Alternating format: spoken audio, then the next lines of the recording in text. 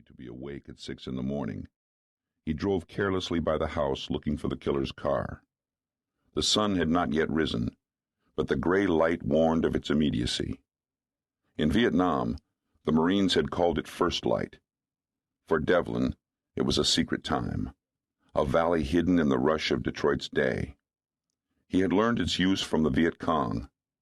It was their favorite time to attack, a time when they could see and not be seen, kill and not be killed. First light belonged to the hunter. As Devlin slowed his dark blue Chevrolet to a stop, he searched the house's driveway. He was looking for a new black Mercedes-Benz with Alabama plates. At the end of the driveway, a car was angled around the back of the house, barely visible from the street. A black Mercedes, but with a Michigan plate. Even in the dense light, the car's silky newness humbled its surroundings. A curly telephone antenna rose from the top of the rear window. Devlin pulled an old pair of artillery binoculars from under the seat. They cut through the dimness between the two cars, allowing him to read not only the license plate, but more important, the plate holder. Dixie Motors, Birmingham, Alabama. He smiled. The plate had been changed, but not the holder. He took his foot from the brake and silently coasted until he was out of sight of the house. Adjusting his side mirror to watch the house behind him, he opened a pulpy tan folder. He took out a blue 3-page document. The color demanded expeditious handling, but Devlin judged urgency by content, not color. This one was hot. The Birmingham, Alabama office of the FBI had sent it to the Detroit office. The subject of the communication was Leroy Osgood Taylor, also known as Leroy Thomas, also known as Lee. Wanted by the Birmingham Police Department, Taylor, a large-scale cocaine trafficker, was charged with a double homicide. 2 of his dealers had fucked up his money, so he summarily terminated their employment by shooting them each 3 times in the back of the head. Both victims were 16-year-old black males. One of Taylor's accomplices later confessed, naming Lee as the shooter. He also told the Birmingham police that immediately after the murders, Lee had fled to Detroit, leaving a telephone number where he could be contacted.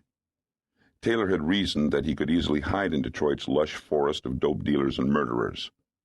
Also included in the communication was a detailed description of Taylor and his car. A mugshot was enclosed. The last paragraph was captioned, Leads. It read, Detroit will attempt to locate and apprehend the subject through telephone 313-555-7113.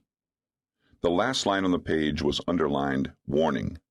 Consider the subject armed and dangerous. The telephone number came back to the house where the Mercedes was parked. The house presented a variety of problems. It was a large old Victorian frame whose wooden exterior had long since turned a colorless gray from neglect. Doors and windows wrapped around the house endlessly. Cordoning off and searching it would require at least a squad of agents. A force that size would bring out the bosses with their usual assistants, reluctance and hindsight. Legally, the Supreme Court, in one of its ivory tower decisions, demanded a third-party resident search warrant if the ownership of the house was unknown. But the biggest drawback, which was every cop's nightmare, was the possibility of a barricaded gunman. Devlin had seen too many folded flags in Vietnam. He had secretly vowed he would let any and all fugitives slip away before he folded another one. He made a decision he knew would later be challenged. DE-41 to Central, Devlin said into his radio handset. This is Central. Go ahead, 4-1.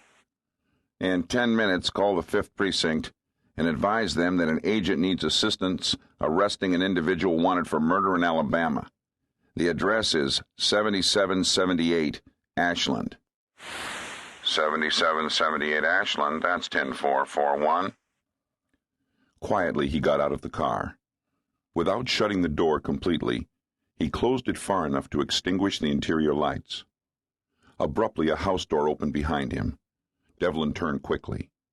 An older black man wearing freshly pressed tan work clothes came out on the porch for the morning paper.